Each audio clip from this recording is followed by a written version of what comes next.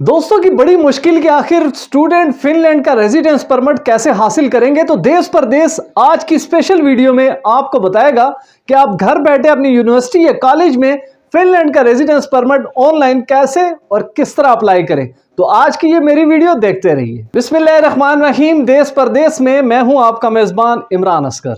दोस्तों, फिनलैंड में स्टडी के हवाले से मौके तमाम वो तरीके, उनकी तमाम वीडियो सीरीज का सिलसिला जारी है। आज की इंपॉर्टेंट वीडियो की खास बात यह है कि हम आपको बताएंगे कि आपने घर बैठे ऑनलाइन फिनलैंड का रेजिडेंस परमिट क्यों हासिल करना है। देखिए दोस्तों, जब आप फिनलैंड में स्टडी के लिए जाते हैं तो कोई भी ऐसी डिग्री या कोई भी ऐसा डिप्लोमा जिसकी ड्यूरेशन 3 महीने से ज्यादा होगी, तो स्टूडेंट वीजे के साथ जरूरी है कि आपके पास फिनलैंड का रेजिडेंस परमिट होना चाहिए। दीगर परमिट में रेजिडेंस परमिट, वर्क परमिट बिल्कुल एक अलग फील्ड है, लेकिन स्टूडेंट्स के लिए बिल्कुल अलग है। देश परदेश ने आपके लिए वो तमाम सहूलियात आज की वीडियो में रखी हैं। दोस्तों, फिनलैंड में स्टडी हासिल करने के लिए 2 परमिट है।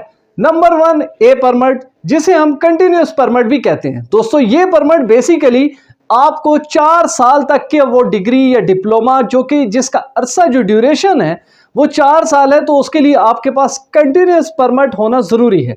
लेकिन अगर आपकी डिग्री, आपका डिप्लोमा जिसकी ड्यूरेशन तकरीबन 365 दिन है, 1 साल है, 1.5 साल है, 2 साल है, उसके लिए बी कैटेगरी का परमिट आपके पास जरूरी होना चाहिए। और यही परमिट आपको बेसिकली अलाउ करता है कि आप फिनलैंड में 1 वीक में तकरीबन 25 से 30 घंटे काम कर सकते हैं। दौरान स्टडी आप ये काम करेंगे, आप यूरो कमाएंगे, अपनी फीस अदा करेंगे, और प्लस अगर इस स्टडी के दौरान कोई भी वेकेशंस आती हैं उसमें आप फुल टाइम अपना जो है वो जॉब कर सकते हैं, जिसमें ज्यादा से ज्यादा अर्निंग आप हासिल कर सकेंगे। तो दोस्तों, ये स्टूडेंट परमिट है क्या, आपको किस साइट पे जाना पड़ेगा, तो मैं आपको लेके चलता हूं डेस्कटॉप पे। बाकी सारा काम वहीं पर बैठ के करते हैं। जी दोस्तों, बिल्कुल हम अपनी डेस्कटॉप की स्क्रीन पे आ चुके हैं। तो जैसा मैंने आपको पहले बताया था कि जो इमिग्रेशन सर्विसेज है फिनलैंड की, उनकी वेबसाइट मिग्री.फी है, और स्टूडेंट रेजिडेंस परमिट के लिए भी यही वेबसाइट इस्तेमाल होगी। तो मैंने ये एड्रेस अपनी बार में टाइप कर दी है। अब हम इस वेबसाइट में जाते हैं। दोस्तों, रेजिडेंस परमिट आपने क्योंकि हासिल करना है, और ये बहुत जरूरी है, जो भी स्टूडेंट जो है वो तकरीबन 3 माह से ज्यादा या 90 दिनों से ज्यादा का अरसा जो वो स्टडी करेंगे, तो आप जैसे ही रेजिडेंस परमिट में दाखिल होंगे, फर्स्ट रेजिडेंस परमिट होगा आपका। डेफिनेटली आपने क्योंकि एडमिशन ऑफर लेटर हासिल कर लिया होगा, आप इसके ऊपर क्लिक करेंगे तो नेक्स्ट जो विंडो ओपन होगी उसमें रेजिडेंस परमिट किस किस्म के होंगे वो सारे आ चुके हैं।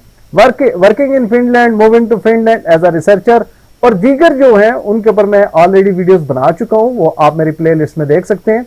लेकिन आज हमने फोकस किया हुआ है स्टडिंग इन फिनलैंड, तो हम इसी पे फोकस रहेंगे ताकि हमारे देखने वाले स्टूडेंट्स देख सकें कि वो कितनी आसानी से घर बैठे अपना residence permit as a student in Finland हासिल कर सकते हैं। तो दोस्तों, ये जब विंडो ओपन होगी studying in Finland, if your studies in Finland take longer than 90 days, ये दोस्तों बेसिकली वो शर्त है जो मैंने आपको स्क्रीन पे भी दिखाई, अब डेस्कटॉप पे भी दिखा रहा हूं, कि जो भी आपका कोर्स जो 90 डेज से ज्यादा होगा उसके लिए रेजिडेंस परमिट जरूरी है। और उसकी जो कैटेगरीज हैं वो मैं आपको ऑलरेडी पहले बता चुका हूं। तो ये हमारी वो बेसिकली एप्लीकेशन है, are you looking for these residence permit application for studies. तो दोस्तों, हम इस एप्लीकेशन में जाएंगे जहां पे सारी चीजें जो है वो मौजूद हैं। तो सबसे पहले residence permit application for studies, तो ये देखें बाकायदा तौर पर फिनलैंड की इमिग्रेशन सर्विसेज ने वो टाइम ड्यूरेशन भी आपको बता दी है कि कितना वक्त आपको लगेगा पहले आपका रेजिडेंस परमिट में। तो इसका जो टाइम है वो 2 से 3 महीने है। इतने 2 से 3 महीने के अंदर आपको जो है वो जवाब आ जाएगा, जबकि लोगों का ज्यादा फोकस होता है कि इसमें खर्च कितना आएगा। तो स्टूडेंट रेजिडेंस परमिट की अगर आप इलेक्ट्रॉनिकली ऑनलाइन जो है आपको देश परदेश जो सिखा रहा है तरीका, इस तरह अप्लाई करेंगे तो 350 यूरो आपका खर्च आएगा। लेकिन अगर आप ऑन पेपर करेंगे तो फिर ये खर्च आपका फर्स्ट परमिट के ऊपर 450 यूरो तक चला जाएगा। तो दोस्तों, ये टाइम ड्यूरेशन और फीस जो है ये रेजिडेंस परमिट फीस है जो आपने अपने जहन में रखनी है। तो दोस्तों, ये सारी वो डिटेल्स हैं, आप जरूर पढ़ें, इसमें बड़ी इंफॉर्मेशन हैं, जितनी आपकी रिक्वायरमेंट्स हैं उस हवाले से तमाम चीजें यहां पर मौजूद हैं। ताकि आप अपने रेजिडेंस परमिट को फिल करने से पहले अपनी तमाम जो रिक्वायरमेंट्स हैं, जो डॉक्यूमेंट्स हैं खास तौर पे, वो स्कैन करके अपने पास रख लें। ये देख लें, if you have an A permit और if you have a B permit, तो ये आपकी स्टडी पे डिपेंड करेगा। अगर आपकी स्टडी का ड्यूरेशन जो है वो 4 साल से ज्यादा है तो तब आपको ए परमिट, और अगर 1 साल, 2 साल, 3 साल तक भी है तो फिर आप बी परमिट के लिए अप्लाई करेंगे। तो दोस्तों ये पड़ी है फिल एन इलेक्ट्रॉनिकल एप्लीकेशन। तो अब हम इसमें जाते हैं तो बाज़ाब्ता तौर पर आपके सामने एप्लीकेशन जो है वो ओपन हो जाएगी। जी दोस्तों, क्योंकि मैं ऑलरेडी इसमें लॉग इन हूं तो ये आप देख लें, लॉग ऑफ इमरान अस्कर यहां पर मौजूद है। मैंने कुछ चीजें इसमें ऐड भी की हैं, मैं चाहूंगा आपके साथ भी शेयर करूं। तो सबसे पहले हम जाएंगे अपनी number 1 residence permit application for studies. ये देख लें दोस्तों, ये वो बेसिकली एप्लीकेशन है जो स्टूडेंट्स ने लाजमी फिल करनी है ताकि वो फिनलैंड में जाने से पहले अपना रेजिडेंस परमिट हासिल करें। इसी परमिट के ऊपर स्टूडेंट फिनलैंड में काम भी कर सकेंगे। दोस्तों पहले वीडियोस बनी है, वो भी आप जरूर देखें, सिमिलर है, लेकिन इसमें जो डिफरेंस है वो भी मैं चल के आपको बताऊंगा। तो ये दोस्तों पहली बार फैमिली नेम, फर्स्ट नेम आ गया आपका, इसके साथ आपकी जेंडर आ जाएगी। तो अगर आप मेल हैं या फीमेल हैं, इंडिविजुअली जो भी हैं वो आप उसमें ऐड करेंगे। डेट ऑफ बर्थ आएगी, और इसी तरह अगर पहले आप फिनलैंड में रह चुके हैं तो उसका जो कोड है वो यहां पर आएगा, लेकिन आप क्योंकि पहली दफा जा रहे हैं इसलिए यहां पर लिखने की जरूरत नहीं। आपकी कंट्री ऑफ बर्थ पाकिस्तान या इंडिया जो भी है वो आप इसमें ऐड करेंगे। प्लेस ऑफ बर्थ आपकी जो है उसको ऐड करेंगे। इसी तरह आपकी सिटीजनशिप, करंट सिटीजनशिप के हवाले से आप ऐड करेंगे कि आप पाकिस्तान के रहने वाले हैं। नेटिव लैंग्वेज आपकी उर्दू होगी या हिंदी होगी, अगर हिंदी है तो हिंदी लिखेंगे। प्रेफर्ड लैंग्वेज ऑफ कॉन्टैक्ट कि आपकी यूनिवर्सिटी इमिग्रेशन सर्विसेज आपसे किस तरह रब्ता करे, तो इंग्लिश रखें, फिनिश और स्वीडिश बिल्कुल नहीं रखनी। आपका ऑक्यूपेशन स्टूडेंट है, और ये आपका करंट एजुकेशन, यानी कि अभी आप किस हैसियत में अप्लाई कर रहे हैं। आप मैट्रिक क्लियर कर चुके हैं, आप यूनिवर्सिटी डिग्री तक पहुंच चुके हैं, तो इसमें बेसिक स्टडीज हैं। नो एजुकेशन है, अदर एजुकेशन तो हम सेकेंडरी लेवल करेंगे, जो कि हमारे यहां मैट्रिक कहलाता है। दोस्तों इसको चेक करने के बाद नेक्स्ट आपके पास आ जाएगा ब्लॉक कॉन्टैक्ट इंफॉर्मेशन। आपने अपने वो तमाम एड्रेसेस, पोस्टल कोड, कंट्री और अपनी सिटीज के हवाले से मालूमात यहां पर देनी है, और याद रखें कि इसमें इंफॉर्मेशन वही देनी है जो आपके पासपोर्ट या आईडी कार्ड पे होगी। इसी तरह अगर कॉन्टैक्ट इंफॉर्मेशन इन फिनलैंड आपके पास है तो वो दें, लेकिन मोस्टली लोगों के पास नहीं होगी। इंफॉर्मेशन ऑन पासपोर्ट जो है वो आप अपने पासपोर्ट टाइप जो है वो एलियन पासपोर्ट रखेंगे। आपके पासपोर्ट का जो भी नंबर है उसको ऐड करें। कंट्री ऑफ इशू पाकिस्तान है, पाकिस्तान लिखेंगे। Authority of issue, write the name of the issue authority as it appears on your passport. तो हमारे यहां नादरा होता है तो हम नादरा लिखेंगे। बेसिकली यही नेशनल डेटाबेस है। डेट ऑफ इशू आपकी जो है वो आप लिखेंगे। इसी तरह डेट ऑफ एक्सपायरी अपने पासपोर्ट की लिखेंगे, और याद रखें मिनिमम 1 साल की एक्सपायरी होना जरूरी है। दोस्तों नेक्स्ट आपके पास आ गया अर्लियर रेजिडेंस इन फिनलैंड। अगर आप रह चुके हैं तो वो यस करेंगे, उसकी रीजन फिर आ जाएगी कि आप रहे हैं तो उसकी रीजन बताएं, लेकिन हम नहीं रहे तो हम नो लिखेंगे। आपसे डेट और टाइम पूछा जाएगा। नेक्स्ट है marital status and information on family members. Mostly student single होंगे, वो सिंगल करें। जो मैरिड है वो लाजमी मैरिड करें, क्योंकि बाद में अगर पता चला कि आप मैरिड हैं तो वो आपके लिए नुकसानदेह होगा। तो हम सिंगल को सिलेक्ट करते हैं। Do you have any under as children. अगर जो लोग मैरिड हैं उनके कुछ ऐसे बच्चे हैं जो कि 18 ईयर ओल्ड से कम है तो वो उसको यस करेंगे, अदरवाइज नो करेंगे। तो नेक्स्ट पेज पे हम चले जाएंगे। दोस्तों हमारा जो नेक्स्ट पेज है वो भी एप्लीकेशन का, ये स्टडीज के हवाले से। ये देखिए आपके सामने मैंने इसको ब्लू किया है ताकि आपको थोड़ा आइडिया हो जाए। Level of your study, what is the level of the studies that you are applying a residence permit for. आप डेफिनेटली हायर एजुकेशन के लिए जा रहे हैं, आप हायर एजुकेशन के अप्लाई करेंगे।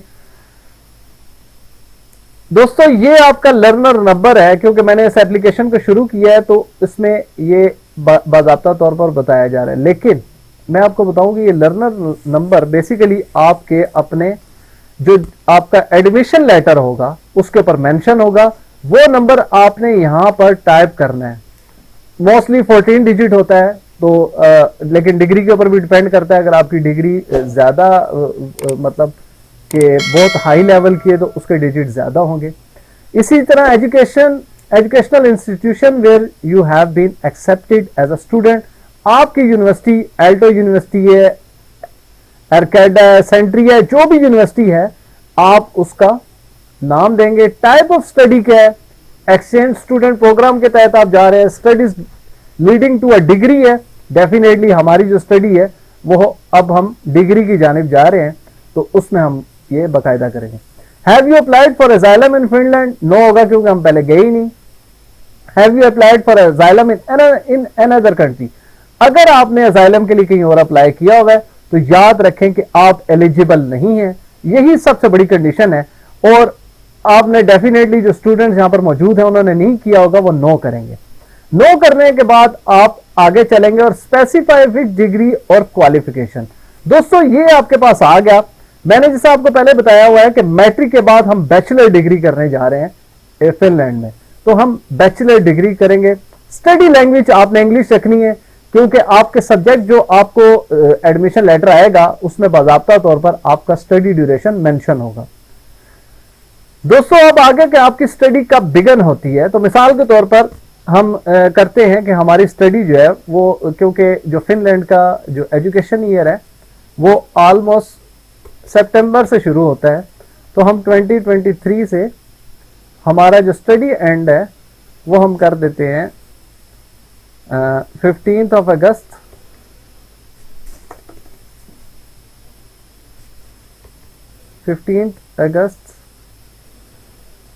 2024, क्योंकि हम एक साल के लिए जा रहे हैं तो ये देखें बाकायदा तौर पर कैलेंडर भी आपके सामने खुल जाएगा। तो ये आपने लाजमी मेंशन करना है अपना study duration.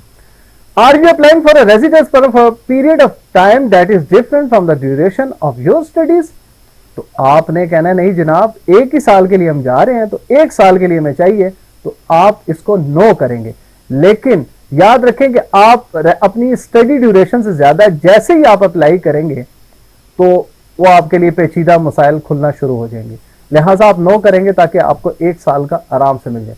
Have you register yourself as attending at the educational institution, तो वो आपने डेफिनेटली आप रजिस्टर्ड हुए होंगे तो तब जाके आपको जो है वो एडमिशन मिला है। Why did you decide to apply to study at Finnish educational institution? तो इसमें आप रीजंस जो है वो मुख्तलिफ किस्म की रीजंस होती हैं, तो आप अपनी जो भी रीजंस है, फॉर एग्जांपल आप कहते हैं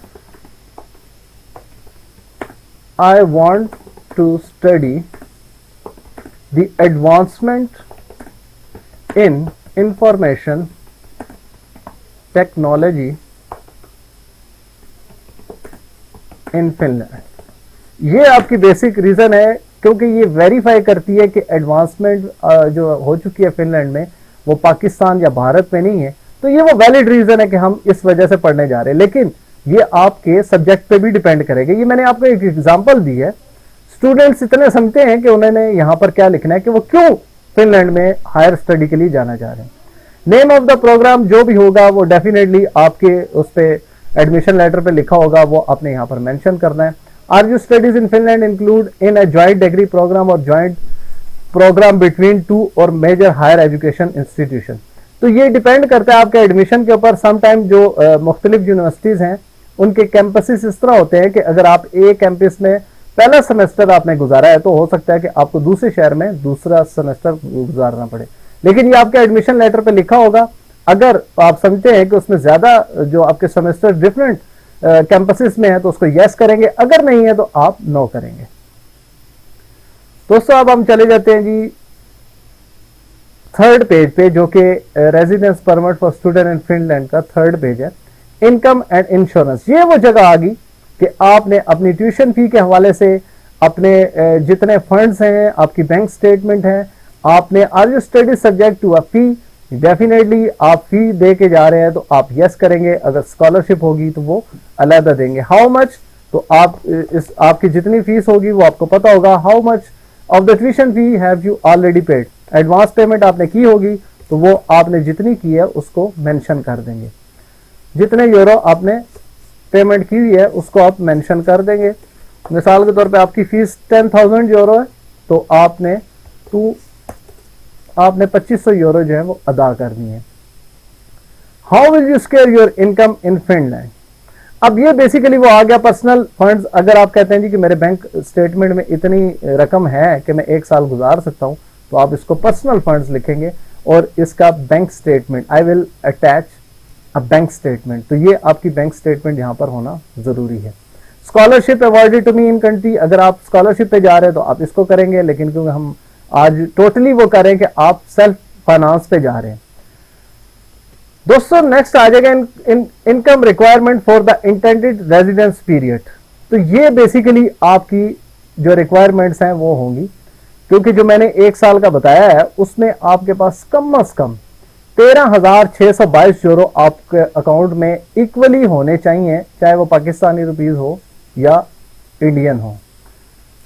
what type of health insurance will you have in Finland, तो ये डिफरेंट है। हम क्योंकि यहाँ पे गवर्नमेंट हमें नहीं करती, तो हम प्राइवेट हेल्थ इंश्योरेंस लेंगे।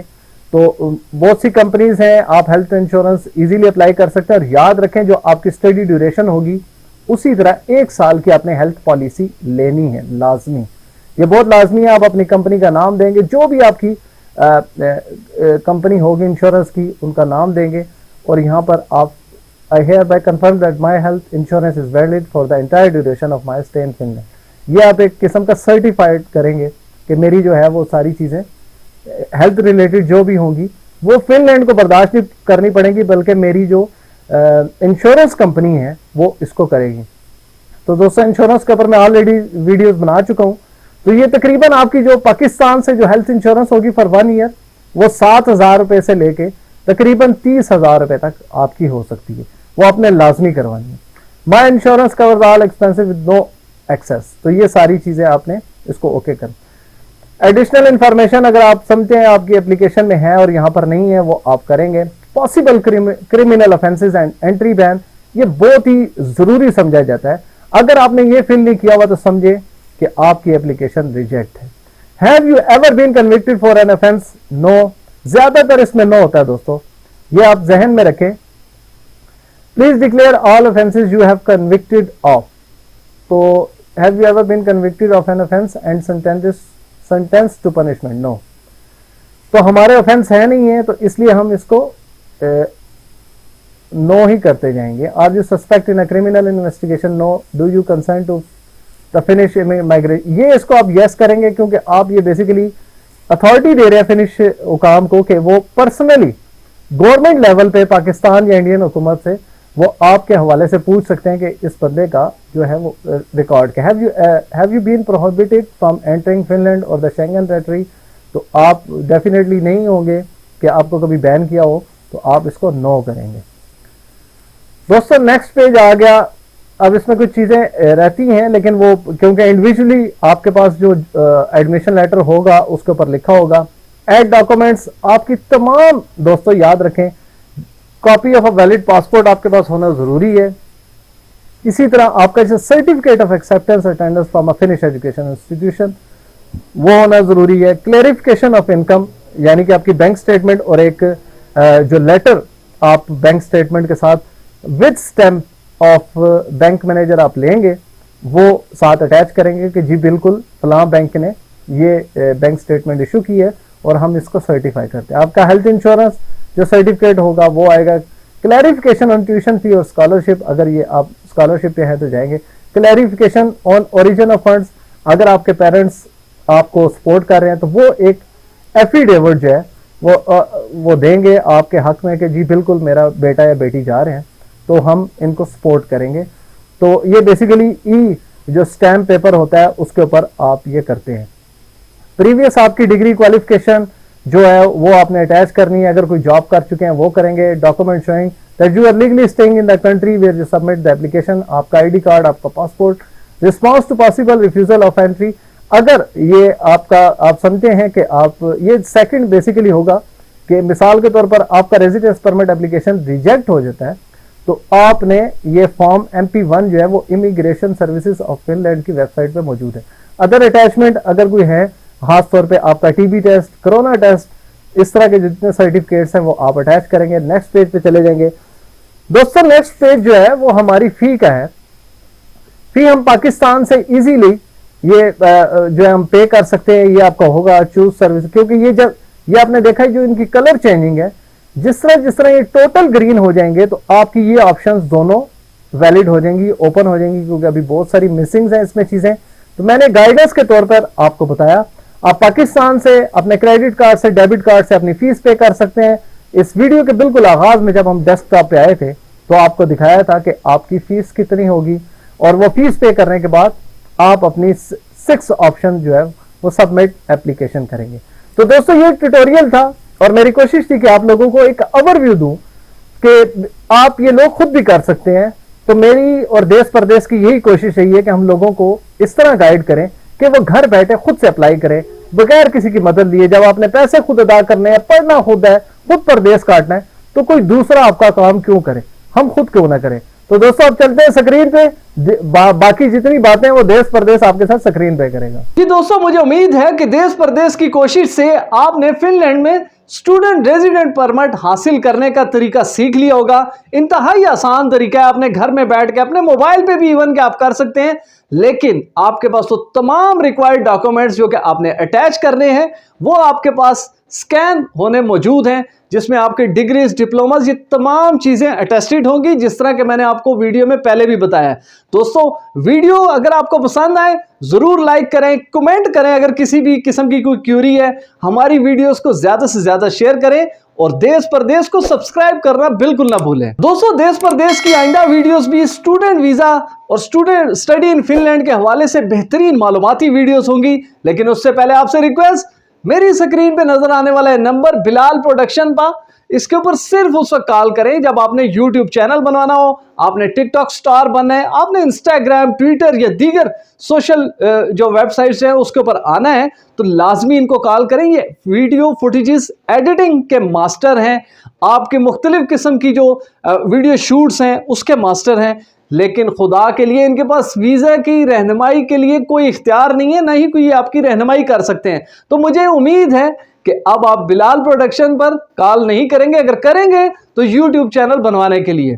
और अगर आपने खुद फिनलैंड नहीं जाना, आपके कोई अजीज रिश्तेदार दोस्त जो है वो फिनलैंड में स्टडी हासिल करना चाहते होंगे, तो उनको ये बताएं कि वो इस तरह से घर बैठे अपना रेजिडेंस परमिट जो है उसका फॉर्म फिल कर सकते हैं और इसको अप्लाई कर सकते हैं। तो इस उम्मीद के साथ कि आप अपने बेहतर मुस्तकबिल के लिए कोशिशें जारी रखेंगे, देखते रहिए देश परदेश इमरान असकर के साथ।